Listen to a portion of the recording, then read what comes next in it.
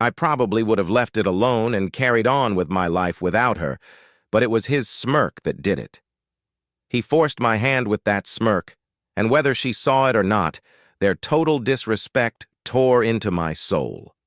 It was obvious that Rebecca, my wife of 6 years, wouldn't be my wife very much longer.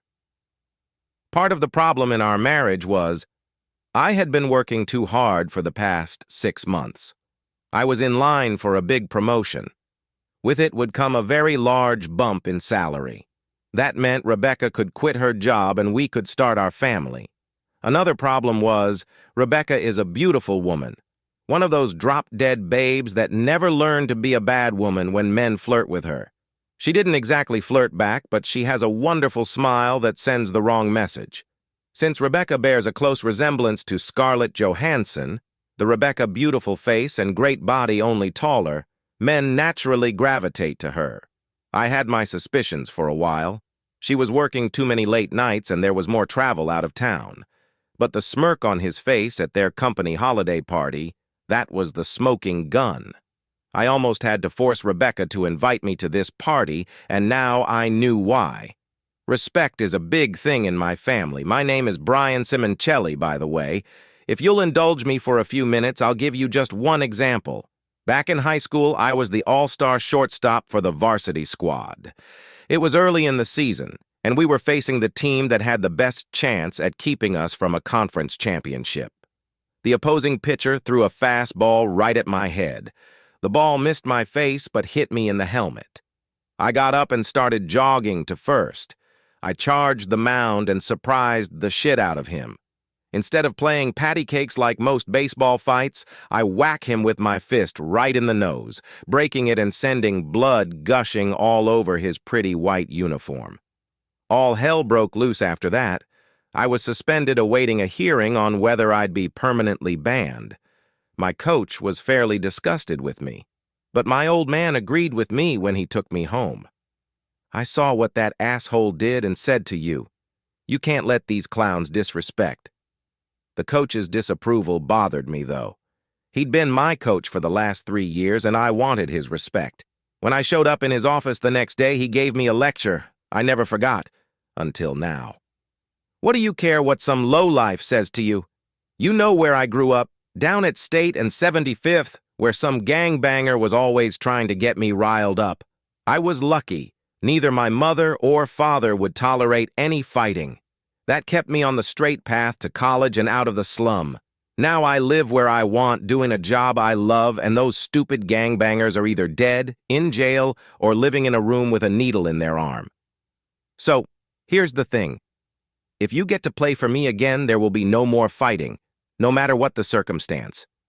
I ended up serving a 3-game suspension. Somebody was looking out for me because at the hearing, Ron Mueller, the opposing catcher, shows up. It seems he was disgusted with the way in which his coach was trying to win. Their coach had ordered the pitcher to throw that beanball with the intent of getting me banned permanently. Ron didn't want to win the title that way and saved my ass. Ron ended up being the catcher on my college team and eventually the best man at my wedding to Rebecca. Back to the present. I could have handled it if Rebecca had shown some respect and just said, "It's over and I'm leaving." I've been dumped before. Granted, not since college and not by a woman who stood before 100 of our friends and family vowing to love me forever. But I could have handled it, believe me. Since Rebecca had her way, apparently by hooking up with her co-worker Kurt Harris and coming home to give me a few seconds of I found myself like one of those cartoon characters. My coach on one shoulder whispering in my left ear, "Take the high road and walk away." My father on the other shoulder shouting in the right ear, "Crushed 'em both, son." It didn't take a long time or any secret spy tricks to get the concrete proof I needed. Monday morning after her company party, I took off work and hired a divorce lawyer and retained a private detective. The first night that Rebecca week, when Rebecca called to tell me she was working late, I called the ex-police detective and he followed them to the asshole's townhouse.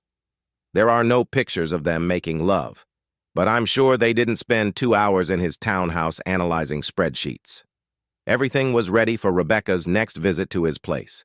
Friday night she called to let me know she and a couple of the women from the office were having drinks and dinner. Don't wait up, Brian. It's been a while since I had a girls' night out.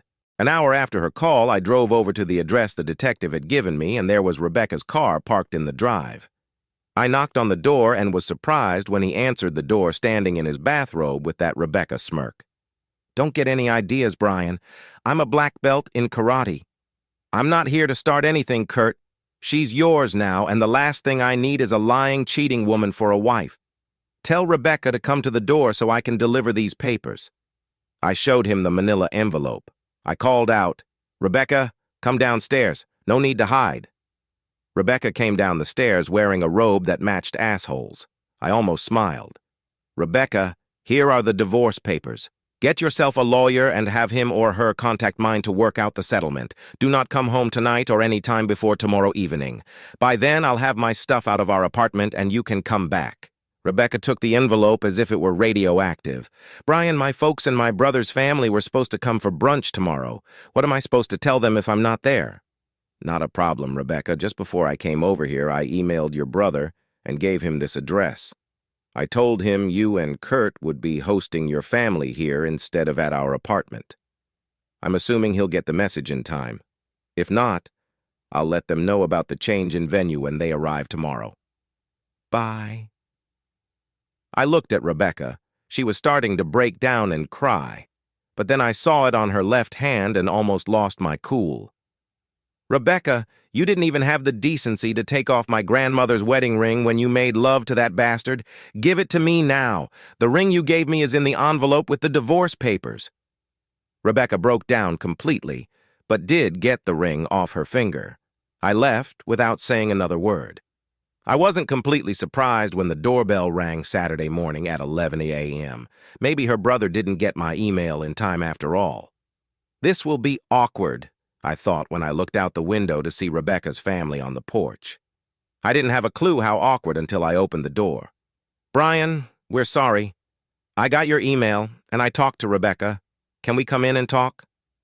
For the next hour, her brother, mother, and father did their best to convince me I should let Rebecca back home and drop the divorce. It seems Rebecca went to her brother's house after I left her and Kurt, confessed everything, and asked for their help. Rebecca knew I loved her mom and dad, especially since my folks moved to the Sunshine State after my dad's retirement. The three of them talked about counseling, forgiveness, pity, etc. I spent the next full hour trying to convince them it wasn't going to happen. No one was happy. There were no smiles when they left. It took every bit of my willpower to not hug my mother-in-law when she walked out onto the front porch.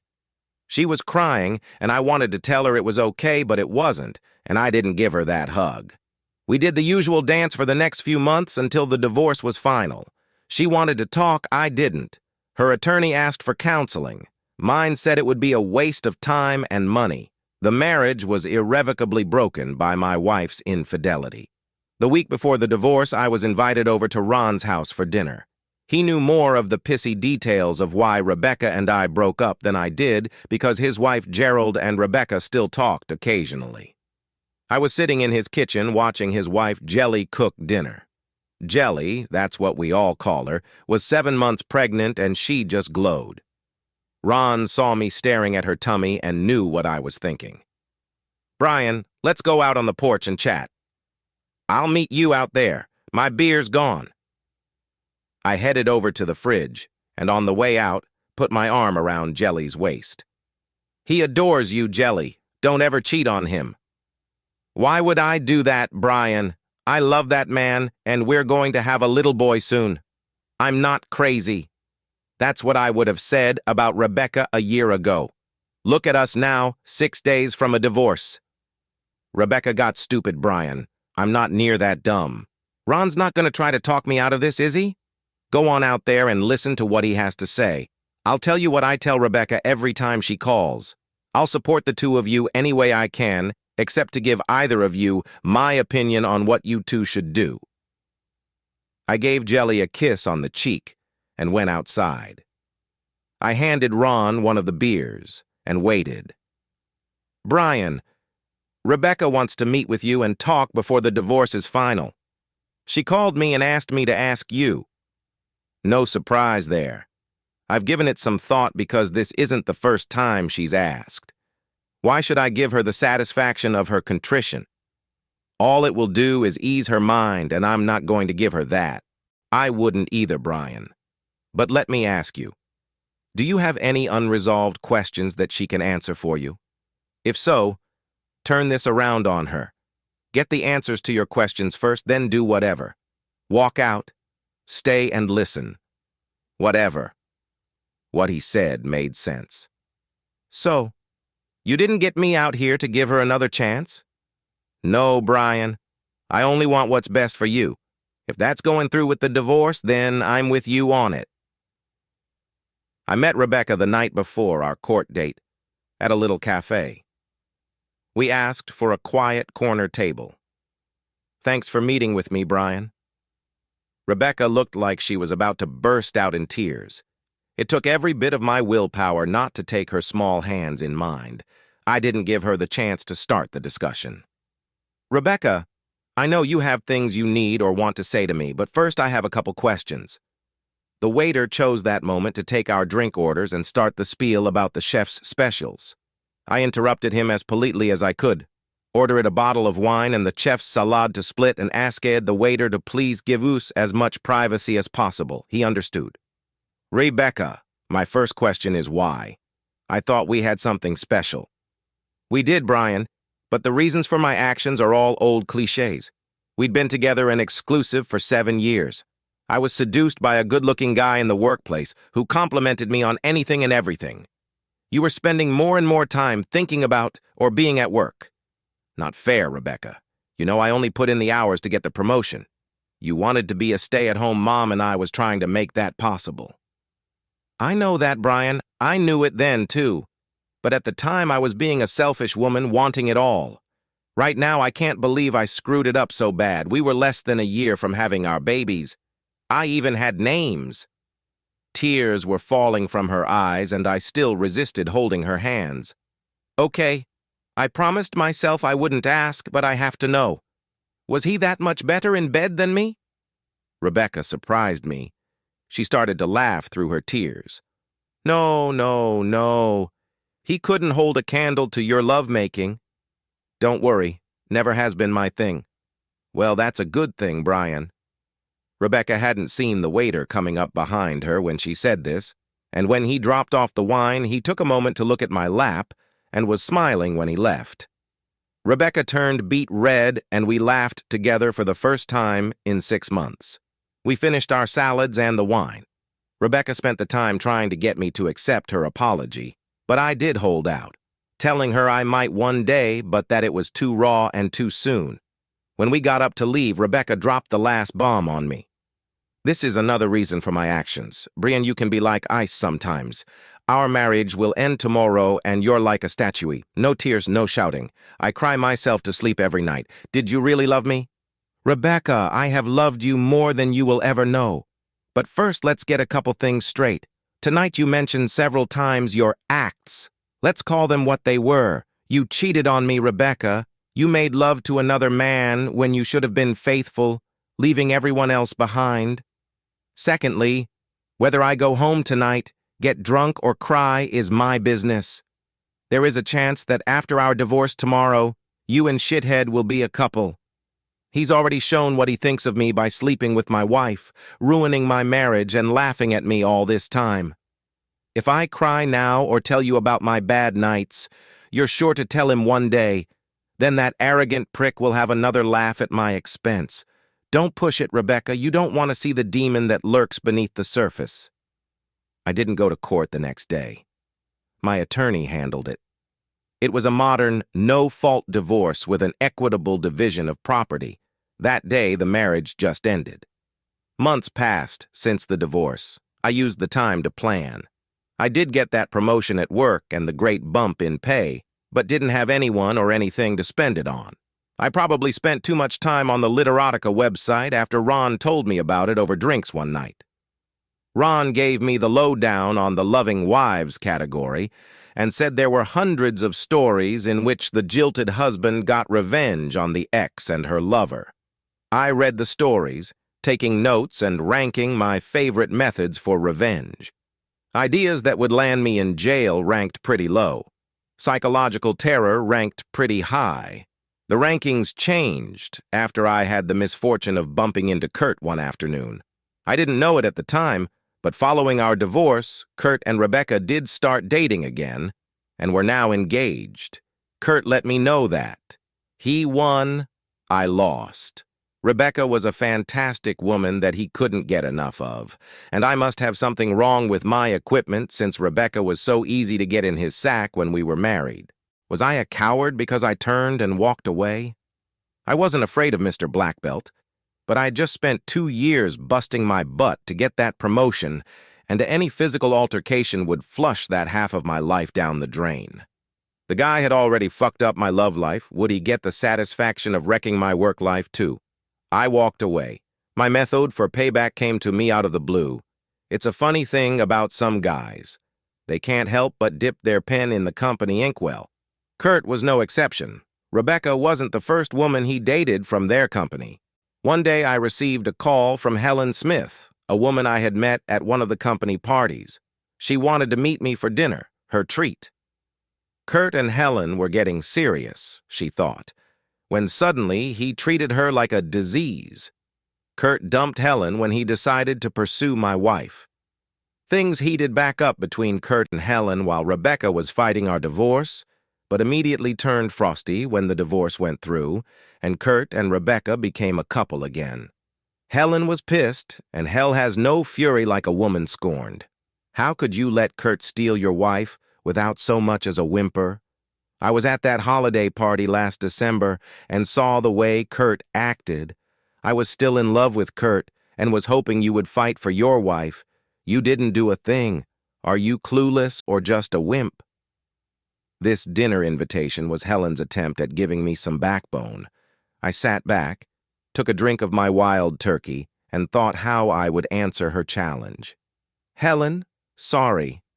I don't know you and don't know how much you can be trusted. Trust is in limited quantity at the moment. But I can tell you I am not a wimp and that someday there will be repercussions.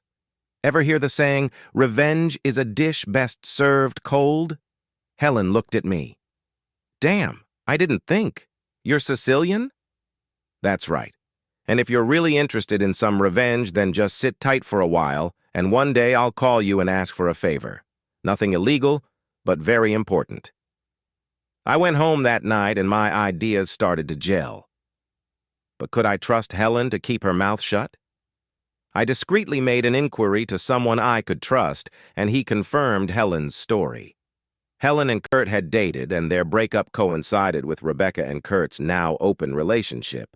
While we talked, my source apologized for having missed the first affair and not giving me a heads up. He graciously offered that the company's senior management was tired of the romantic trauma surrounding Kurt's affairs. We're in the process of rewriting the corporate policies regarding workplace romances, and that Kurt was rumored to be skating on very thin ice. During the divorce and for 2 months afterward, I hired escorts for sexual and social release. Cindy Fox, her professional name, I believe, and I would go out to dinner or a show every 2 or 3 weeks and end up in bed for a couple hours and make love before she went home. It was costing me money, but like I said, I had nowhere to put my increased post-incentive paycheck. This was the first time I was paying for lovemaking, at least directly, but I didn't want to tempt myself with a relationship on the side. So Cindy became my date whenever the urge visited me. She also became an integral part of my plans. I called Helen and told her if she was on board, she only had 2 tasks. First, give me Rebecca's schedule for when she would be out of town on business. Second, at the right time, approach Kurt and ask him to meet her in a public place to get closure. Helen called me the next day. Rebecca was scheduled to be out of town in 2 weeks for 3 days and nights. Helen contacted Kurt and arranged to meet him the first night of Rebecca's trip at the downtown Hyatt Lounge. Just for drinks and conversation, but I'm certain Kurt was thinking he might end up with Helen one last time.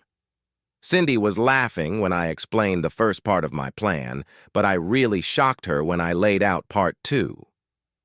Cindy, do any of the ladies that do what you do ever get a social disease? I'm not talking about any deadly stuff like AIDS. I'm talking about the curable things like the clap.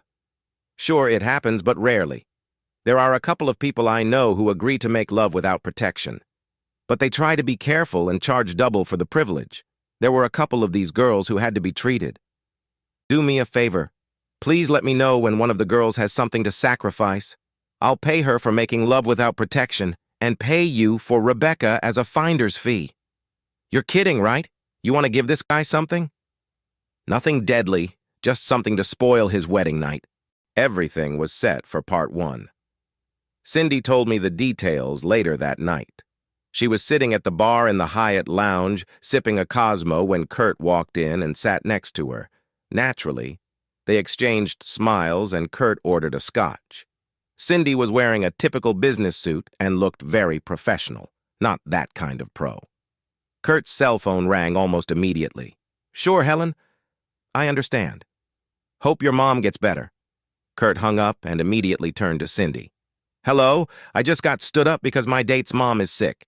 Can I buy you another? Cindy gave Kurt a big smile. Sure, I can handle 2, but don't try and get me drunk. I've been on the road for 2 weeks and haven't seen my husband during those 2 weeks. A girl starts to get randy. Cindy flashed the wedding band I bought in a pawn shop for this occasion. It was like waving a red cape at a bull. Kurt took the bait. My name's Kurt. It's a pleasure to meet you. Anne. They drank and small-talked for a half hour. Cindy did have that third drink and did her best to act a little tipsy. Before she finished her third Cosmo, Kurt was doing his best to seduce her. Little touches on her arm and leg, charming conversation with enough sexual innuendo to try to warm her up. Cindy told me it was hard not to laugh at all the work he was putting into this, considering she was getting paid. She finally had enough of the seduction, finished the Cosmo, and invited him up to her room. Kurt and Cindy made love twice in her room. Of course, Kurt didn't know it was all being photographed. Cindy kicked him out, citing that he needed to recover and get some sleep, but not before getting his cell phone number, after which she and I went through the pictures on my laptop. I promised that any pictures in which she could be identified would be deleted before the camera or memory card left the room. Even after deleting half of the pictures, we were left with a few dozen of Kurt making love to this stranger in full force. It was another month before the wedding, and I was hoping we would get lucky before the month was out. Within 2 weeks, Cindy called me with the news. One of the girls is sick with gonorrhea.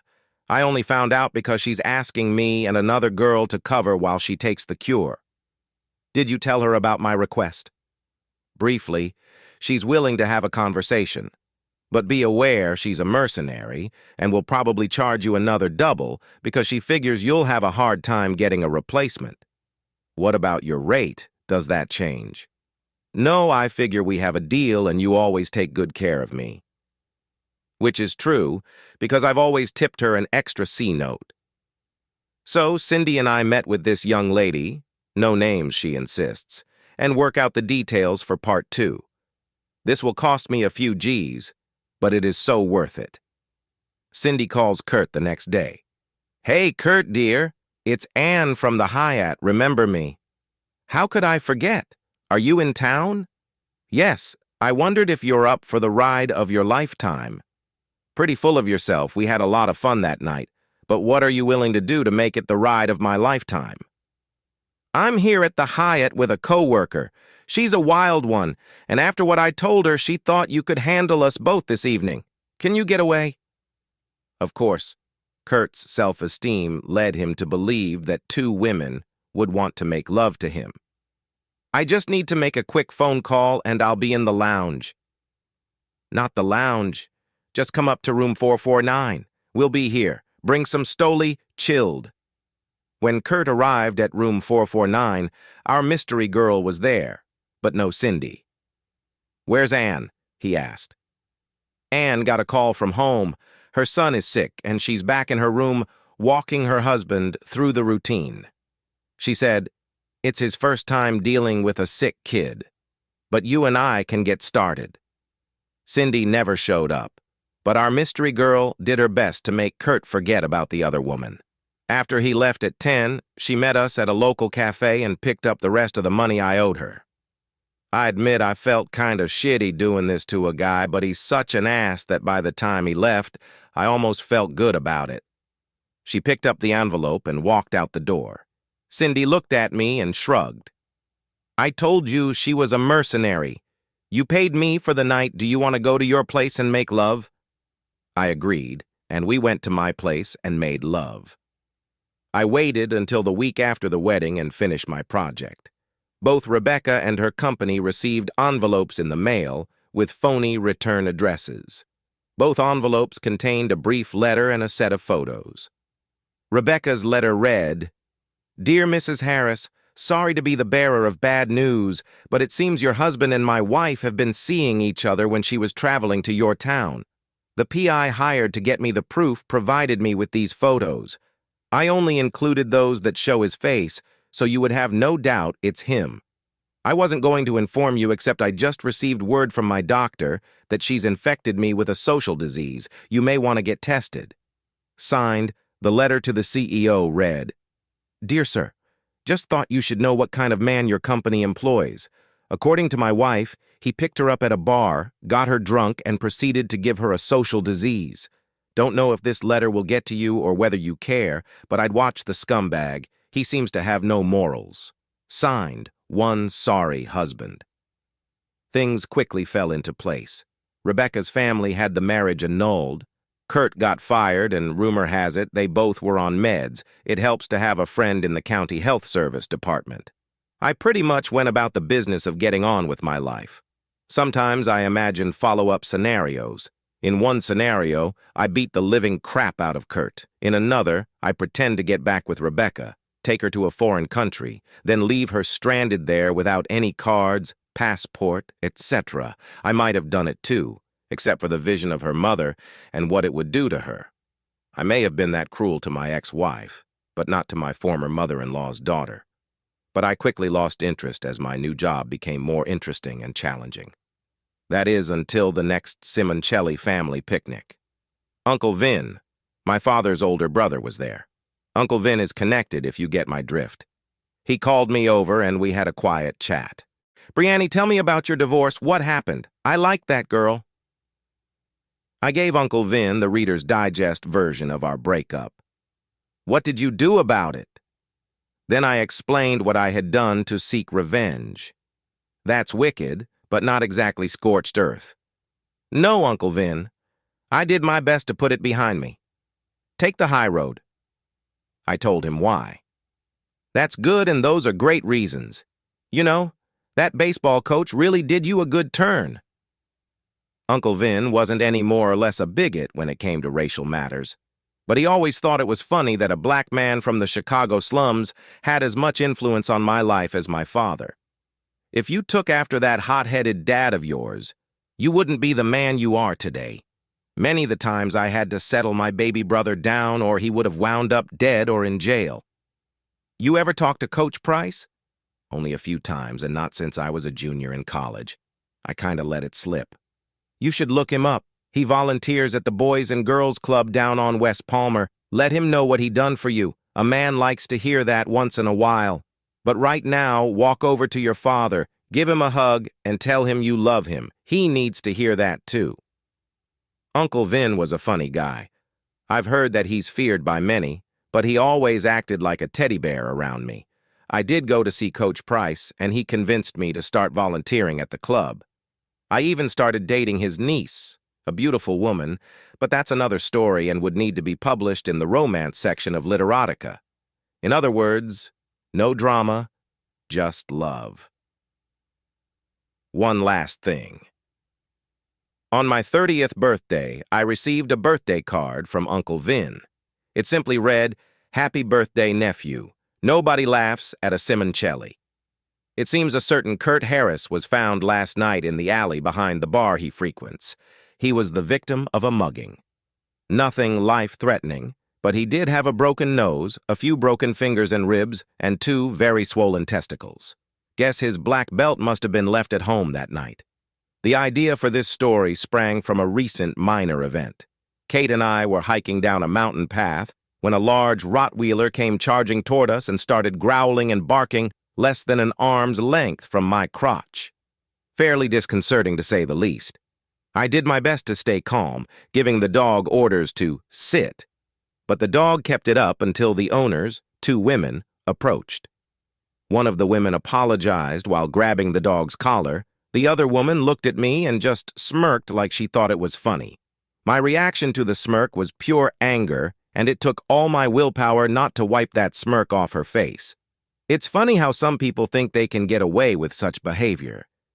But someday she may run into someone with less self-control. Subscribe to our channel to keep your partner from cheating on you, and listen to the next story because this story is nothing compared to the next.